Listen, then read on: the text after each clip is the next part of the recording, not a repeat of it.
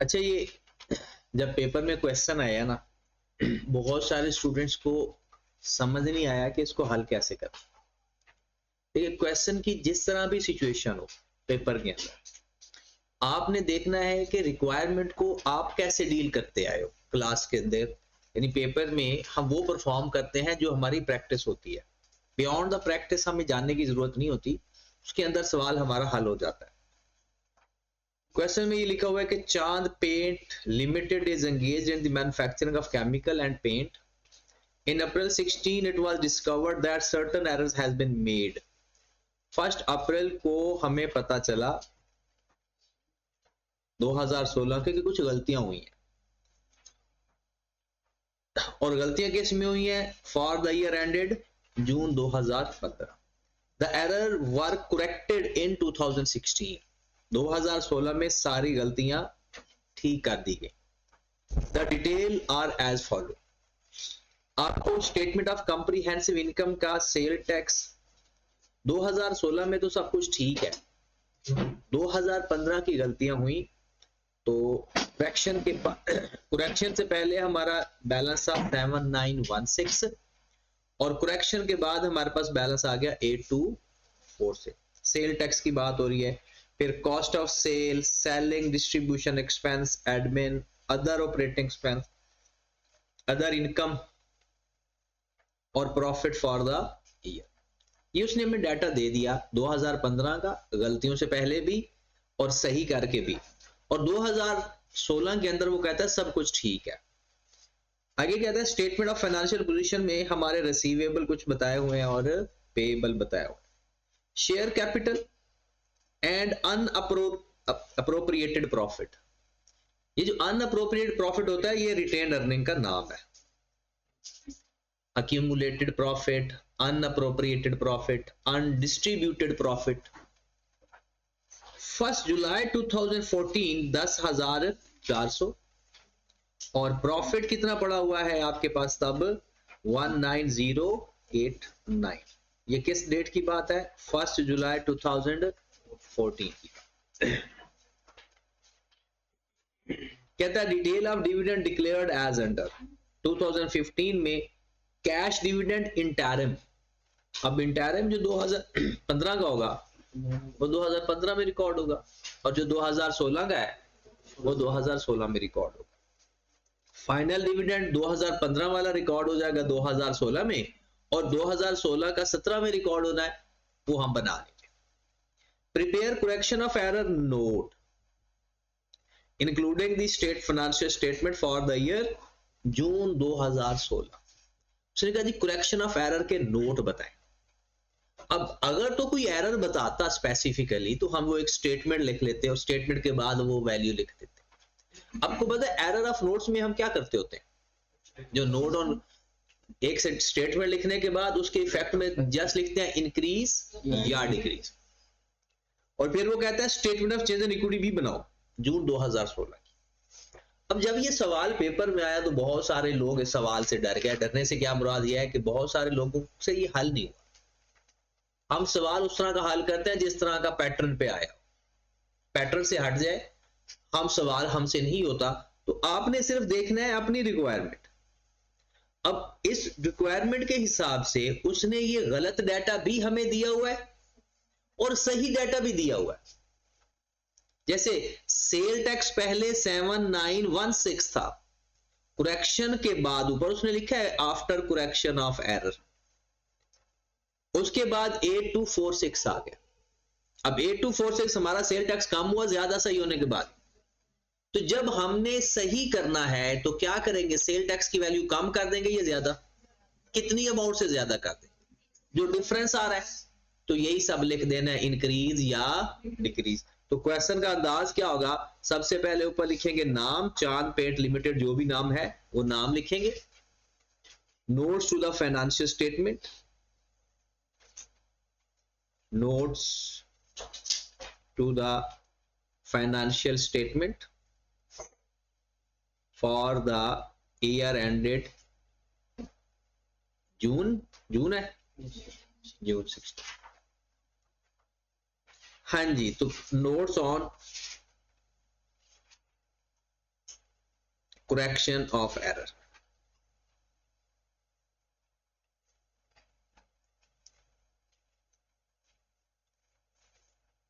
अब 2016 को तो वैसे ही हम नहीं छेड़ना है, क्योंकि करेक्शन के जो नोट्स होते हैं ना, वो पिछले साल के लिखते होते हैं। अगर फाइनेंशियल पोजीशन हो तो पिछले 2 साल, और अगर एसओपीएल हो तो पिछला 1 साल। तो यहाँ पर तो बात ही सिर्फ 1 साल की गिवन है, तो यहाँ पर हम लिख देंगे 2050 रुपीज एंड मिलियन।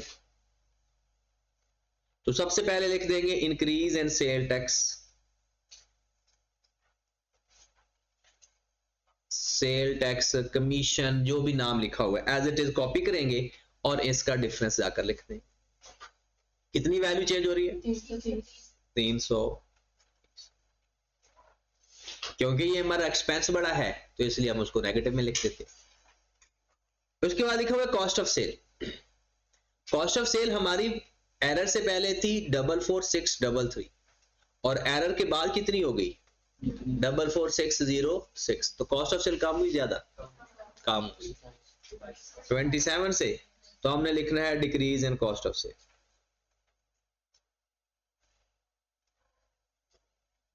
से एक्सपेंस कम हुआ है तो हमने पॉजिटिव लिख दिया, इनकम बना। ये सारी चीजें ही ऐसे लिखनी है कंप्लीट। आगे सारा आपने लिखना है सेलिंग एंड डिस्ट्रीब्यूशन एक्सपेंस में क्या चेंज आया, एडमिन के अंदर, ऑपरेटिंग, सारा as it is copy paste, increase या डिक्रीज। फिर एसओएफपी का भी लिखना है, डेटर्स के अंदर क्या इंक्रीज आया और पेएबल के अंदर क्या इंक्रीज डिक्रीज। ये सारा लिखने के बाद ये हमारे नोट्स पूरे हो गए, मतलब हमारा ए पार्ट कंप्लीट हो गया। दूसरे पार्ट के अंदर उसने कहा कि statement of change in equity भी बनाकर दिखा। अब अगर तो सिर्फ statement of change in equity का सवाल है ना, तो आराम से हैंडल हो जाता है। प्रॉब्लम तब आता है कि जब वो कोई एक आधी चीज वो उसकी पूछ लेता है, जैसे वो प्रॉपर पूरा सवाल नहीं होता, चंद कॉलम पूछ लेते हैं उसके। जैसे इस सवाल के अंदर हमारे पास शेयर कैपिटल भी गिवन है और रिटेन अर्निंग भी गिवन, इसके अलावा कुछ भी नहीं। तो परेशानी की बजाय आप लोगों ने फोकस करना है कि आपने किस तरह से पढ़ा हुआ, बस उसी तरह से परफॉर्म करके आ जाना। गलत सही फिर अल्लाह जाने। अब क्या करेंगे, यहां पर हमारे पास आ जाएगा name, statement of changes in equity, paper में पूरा लिखना है, फॉर द ईयर एंडेड 2016। अब हमारे पास कॉलम ही टोटल 3 बन पा रहे हैं, एक शेयर कैपिटल का,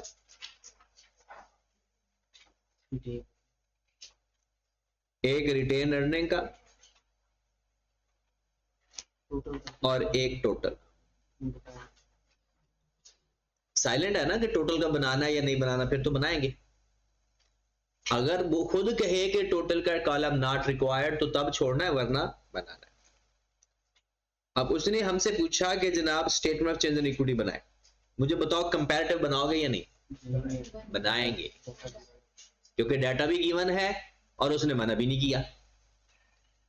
तो कहां से शुरू करें? 2016 तो हमारा साल है, पिछले साल के स्टार्ट से। बैलेंस एट 1 जुलाई 2000, आपको शेयर कैपिटल का बैलेंस गिवन है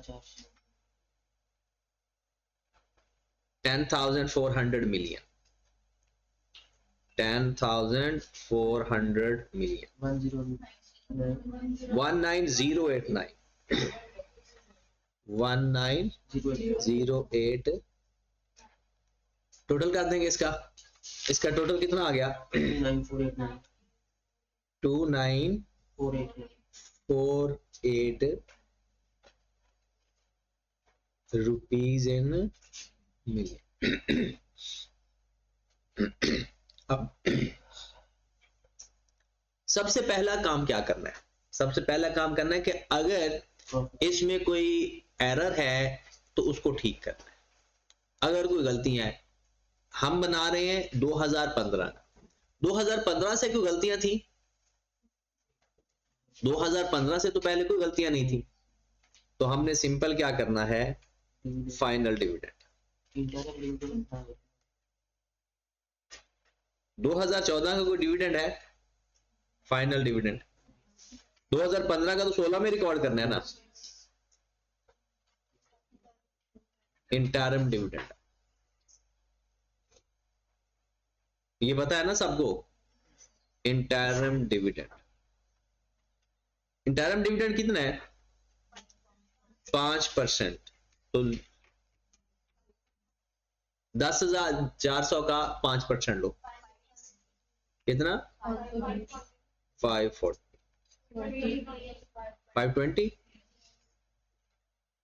हाँ जी 520।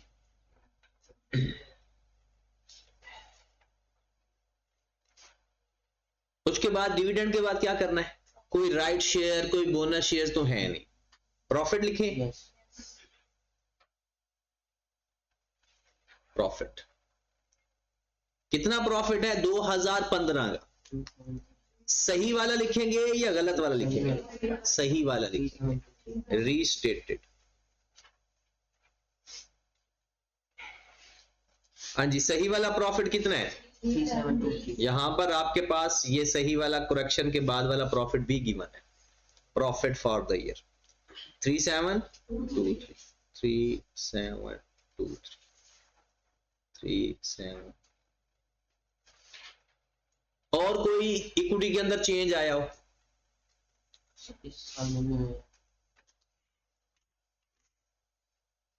क्या लिखेंगे, बैलेंस एट 30th June 15। ये एज इट इज आ गया 10,400। प्रॉफिट कितना आ गया, 22292 और टोटल कितना आ गया, 3269।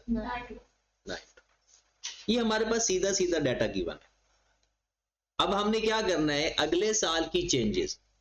अगर फाइनल डिविडेंड है तो सबसे पहले फाइनल डिविडेंड, फाइनल डिविडेंड।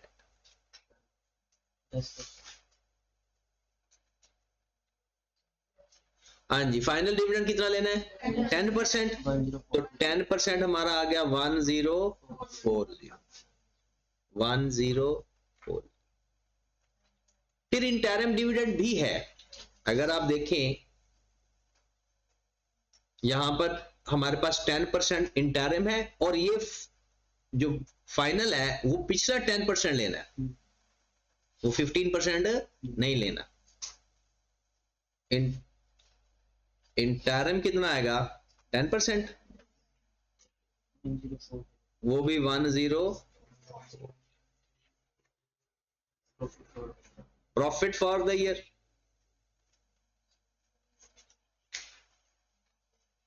इसके साथ रीस्टेटेड लिखने की भी जरूरत नहीं है। आपको प्रॉफिट गिवन है 2017 का भी 4089 और उसने खुद कहा है कि जो 2016 है ना वो साल गलत नहीं, तो बस इसके अंदर प्रॉफिट लिखते हैं, हमारा सवाल हो जाएगा। देखो जरा प्रॉफिट इसका 408987 है, 89।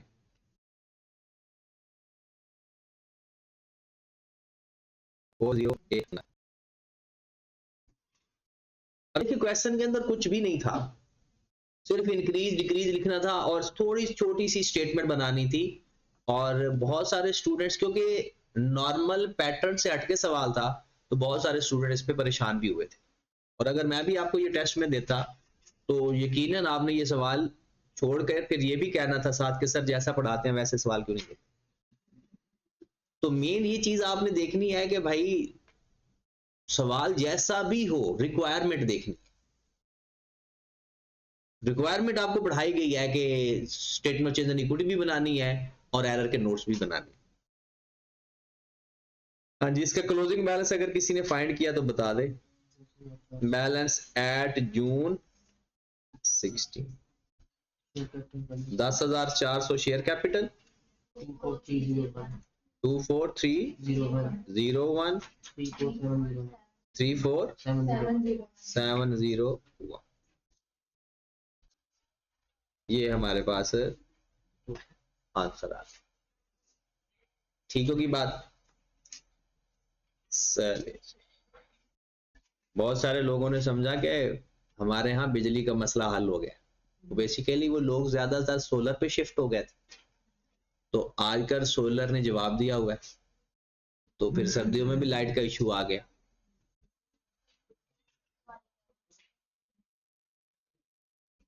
नहीं, गर्मियों में तो कोई इशू ज्यादा नहीं होगा, क्योंकि गर्मियों में तो गर्मी इतनी पड़नी है कि बिजली पैदा हो जानी है। चलिए जी, अगले सवाल पे है।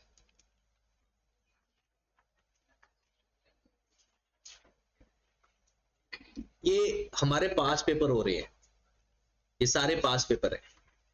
इसके अलावा 2 या 3 और पेपर हैं जो हमारी बुक के अलावा पास पेपर है ना, वो 2 या 3 है। बाकी सारे यही पास पेपर है, मैक्सिमम 4 हो जाएंगे, तो एक दिन में वो भी हो जाएंगे।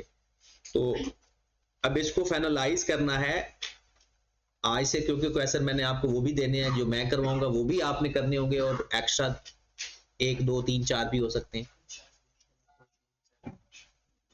हाँ जी, अब क्वेश्चन के स्टाइल मेन देखने हैं, क्वेश्चन किस किस स्टाइल से पेपर में आ जाता है, और अल्टीमेटली हमारी रिक्वायरमेंट सेम रहती है। यहां पर देखिएगा, रिक्वायरमेंट पे जाते हैं, prepare following extract from the financial statement. Mostly ये आता है कि शायद ये लफ्ज पढ़ के ना हमारी जिंदा कौम एक्सट्रैक्ट बनाकर आ जाती है। ये क्या लिखा हुआ है? Prepare the following extract from the financial statement year ended in accordance with IFRS, correction of error note, retained earning column as appear in the statement of changes in equity। सवाल उसने क्या पूछा है? नोट्स ऑन एरर, और उसने पूछा है statement of change in equity का रिटेन अर्निंग का कॉलम बना के।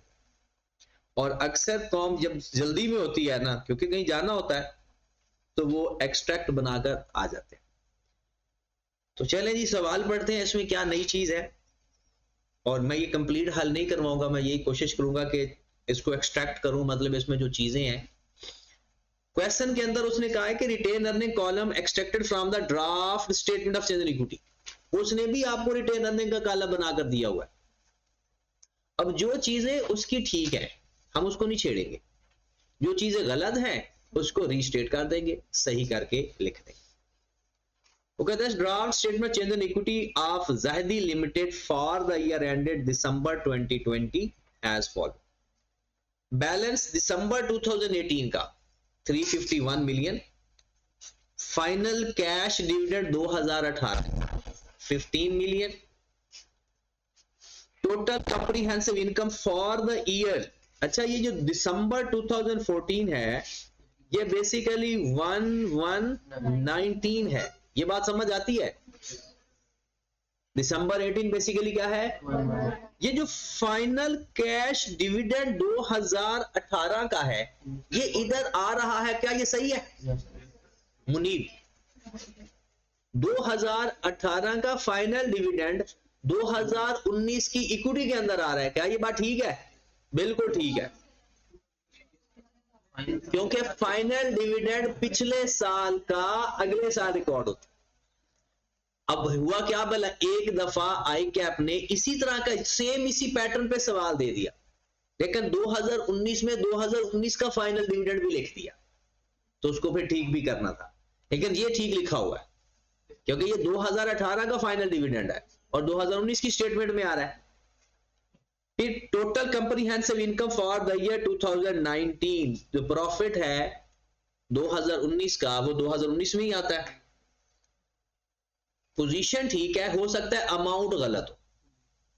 आगे चलते हैं, फिर बैलेंस हमारे पास आ गया दिसंबर 19 का, फिर उस साल का प्रॉफिट आ गया 82 और बैलेंस आ गया दिसंबर 20 का। तो ये उसने हमें 2 सालों की स्टेटमेंट बनाकर दी हुई है। कहते हैं on 1 January 2018 ZL had acquired a building at a cost of ₹200 million, had rented it out on the same day for 3 years। 1 जनवरी 2018 को एक बिल्डिंग खरीदी और उसको रेंट पे दे दिया। कितने सालों के लिए? 3 सालों के लिए, मतलब 20, 18, 19 और 20। और 31 December 2020 the tenant vacated the building. December 2020 को उसने बिल्डिंग खाली कर दी and ZL decided to transfer its head office, और वो चाहता है कि इसको इस पे ट्रांसफर कर दे हेड ऑफिस। इसका मतलब है वो IS 40 से IS 16 में आने की ख्वाहिश जाहिर कर रहा है। ऐसा ही है। The finance manager was considering the reporting implication of change in use of the building. जो फाइनेंस मैनेजर है उसने कहा कि अब इसके ऊपर मैं चेंज लाता हूं। क्या चेंज लाएगा वो? IS 40 से IS 16 की वर्किंग करेगा। He comes to know that, उसे पता चला the building has erroneously been reported PPE, वो तो पहले PPE पे लिखी हुई है। He comes to know the building was erroneously has been reported as a property, plant and equipment since inception and was being depreciated over 20 years। कहता है उसने तो पहले ही कहां पे लिखा हुआ है? PPE में लिखा। इसका मतलब है पिछले 3 साल के अकाउंट्स गलत हो गए। PPE भी गलत, डेप्रिसिएशन भी गलत, फेयर वैल्यू गेन या लॉस भी हो सकता है। अच्छा, अगर PPE कॉस्ट मॉडल पे होता फिर हमारे प्रॉफिट पे कोई फर्क ना पड़ता, और IS 40 भी कॉस्ट मॉडल पे होता, क्योंकि वर्किंग तो सारा कुछ सेम होना था। The fair value of the building increased by 10% in each year since acquisition. ZL follow cost model for PPE and fair value model for investment property। गलती का पता चल गया। इसका मतलब है पिछले 3 साल के हमारे प्रॉफिट भी खराब हो गए और डेप्रिसिएशन भी खराब हो गई। दूसरा हमारे PPE और इन्वेस्टमेंट प्रॉपर्टी, क्योंकि उसने तो लिखा ही प्रॉपर्टी प्लांट एंड इक्विपमेंट में हुआ। कहते पहले तो नोट्स बनाए ऑन एरर के ऊपर और फिर रिटेन अर्निंग के कॉलम को भी सही करें। बस क्वेश्चन समझ लगा। हमने सिंपल अब करना क्या है कि टेबल बना के, टेबल क्या बनाना, पहले तो वर्किंग कर लेंगे ना। किस दिन से खरीदा था एसेट आपने? 180, 200। स्ट्रेट लाइन मेथड के साथ इसको हमने डेप्रिशिएट किया। कितना कितना? 20 20 200 है ना? सॉरी 20 साल लाइफ है, 10 आएगा। 20 इतनी अमाउंट से डेप्रिशिएट, और इसकी वैल्यू भी लिख लेते हैं। पहले कितना बच गया? 190, फिर क्या बच गया? 180, फिर क्या बच गया? 100। इसका मतलब है पहले साल में हमने 190 से अपना प्रॉपर्टी प्लांट एंड इक्विपमेंट बढ़ाया हुआ है। तब तो प्रॉपर्टी प्लांट एंड इक्विपमेंट था ही नहीं। फिर 2019 के अंदर, ये दिसंबर 18 है, ये दिसंबर 19 है, और ये दिसंबर, इतनी वैल्यू से हमने अपनी प्रॉपर्टी प्लांट एंड इक्विपमेंट को बढ़ाया हुआ है। तो वहां पर फिर एरर के नोट्स लिखने हैं ना, हम कहेंगे decrease in property plant and equipment. बढ़ाया, कम नहीं किया, उसमें ऐड किया हुआ तो कम किया हुआ है। अब आपने रेंट पे दिया हुआ था तो उसको PPE लिखा हुआ है। पेपर में जो मर्जी करना, यहां पर नहीं, क्योंकि पेपर में तुम खुला सांड, तबाही मचा दो, टेंशन नहीं लेते पेपर में। हाँ जी, इन्वेस्टमेंट प्रॉपर्टी। अब इन्वेस्टमेंट प्रॉपर्टी में लिखना था, लिखा ही नहीं। इन्वेस्टमेंट प्रॉपर्टी में लिखना था, और फेयर वैल्यू मॉडल पे तो हम उसकी फेयर वैल्यू पे लिखते जाते हैं। 200 का एसेट खरीदा था, वो कहता है हर साल 10% बढ़ता रहेगा। तो दिसंबर 18 के अंदर 200 मल्टीप्लाइड बाय 1.10 कर दो, कितना आ गया? 220। फिर दिसंबर 19 के अंदर मल्टीप्लाइड बाय 1.10, 242। फिर दिसंबर 20 के अंदर मल्टीप्लाइड बाय 1.10, 266. अब हमने दूसरा यहां पर लिखना था फेयर वैल्यू गेन, यहां पर लिखना था 20 का फेयर वैल्यू गेन, यहां पर लिखना था 22 का, और यहां पर 24.2 का। अब ये चीजें हमने मिस की हुई हैं। पहले तो अगर मैं आपसे ये बताऊं कि फाइनेंशियल पोजीशन में, जिसको मैंने हाईलाइट किया हुआ है, ये प्रॉपर्टी प्लांट एंड इक्विपमेंट में से माइनस कर देंगे, मतलब डिक्रीज कर देंगे, और 220, 242 और 266.6 से प्रॉपर्टी, इन्वेस्टमेंट प्रॉपर्टी इंक्रीज कर दे। ओके होगी बात? ये तो बन गया error on statement of financial position. अब उसमें चलते हैं एसओपीएल के अंदर। ये डेप्रिसिएशन रिवर्स करेंगे या चार्ज करेंगे? ये डेप्रिसिएशन रिवर्स करेंगे और ये फेयर वैल्यू गेन लिख देंगे। तो ये हमारा एरर के नोट्स बन जाएंगे। और फिर नेट इफेक्ट प्रॉफिट के ऊपर भी हम ले लेंगे। प्रॉफिट का इफेक्ट के लिए वो टेबल बना लो, चाहे हमारे पास 2020 का साल है, 2019 का साल, इधर से भी हो जाता है, ये तो वैसे ही समझाने के लिए। डेप्रिसिएशन, चार्ज, रिवर्स, हर साल 10 से डेप्रिसिएशन रिवर्स कर देंगे, मतलब प्रॉफिट में ऐड, और फेयर वैल्यू पहले 20 से, फिर 22 से, और फिर 24.2 से। हमारा प्रॉफिट के ऊपर जो इफेक्ट आएगा, प्रॉफिट फॉर द ईयर 30 से 2018 का प्रॉफिट बढ़ा देंगे, 32 से हम 2019 का प्रॉफिट बढ़ा देंगे, और 34.2 हम 2020 का प्रॉफिट। जरूरत नहीं है। रिकॉर्डिंग भी मुझे लगता है हो रही है, डिस्कनेक्ट हुई थी। चले, खैर है, ये इतने मुश्किल सवाल भी नहीं है। ठीक होगी बात? अब उसने कहा कि करेक्शन और नोट लिखे, सिंपल क्या लिखना है यहां पर, ऐसे मैं थोड़ा सा हैंड लिख देता हूं। अगर एसओएफई में लिखना है पिछले सालों के, पिछले 2 सालों का इंक्रीज इन पीपीई और increase in, sorry decrease in PP और इंक्रीज इन इन्वेस्टमेंट, वो पहले लाइन लिखेंगे। ठीक है, मैं आपको दिखा देता हूं। ये देखिए, पहले लाइन आ गई, फिर उसके इफेक्ट आ गया increase in investment property, decrease in PPE और इंक्रीज इन रिटेन अर्निंग, वो कम्युलेटिव इफेक्ट। रिटेन अर्निंग में हमेशा कौन सा इफेक्ट लेते हैं? कम्युलेटिव। अच्छा, रिटेन अर्निंग के अंदर कम्युलेटिव इफेक्ट लेते हैं। आप कहोगे सर पहले तो हम पीपी के अंदर भी वो इफेक्ट ले लेते थे। वो जो कम्युलेटिव इफेक्ट होता है ना, वो हमेशा याद रखे रिटेन अर्निंग का होता है। एक बात तो ये याद रखें। दूसरा, दूसरी साइड पर जो इफेक्ट आ रहा होता है वो उतना ही आ रहा होता है। अब खुद देख ले, 220 से आपने इन्वेस्टमेंट प्रॉपर्टी को बढ़ाया और 190 से प्रॉपर्टी प्लांट एंड इक्विपमेंट कम किया, तो नेट इफेक्ट अगर आप देखो तो एसेट साइड पर भी कितने का चेंज आ रहा होगा? 30 का ही आ रहा होगा। तो मोस्टली जब सिंगल चेंज होता है ना, तो एग्जैक्ट दोनों सेम चेंज आ रहे होते हैं। लेकिन चेंज अगर एक से ज्यादा होगा तो बेसिकली होता क्या है कि assets is equal to capital plus, जितना चेंज इधर आ रहा होता है उतना चेंज ही दूसरी साइड पर आ रहा होता है।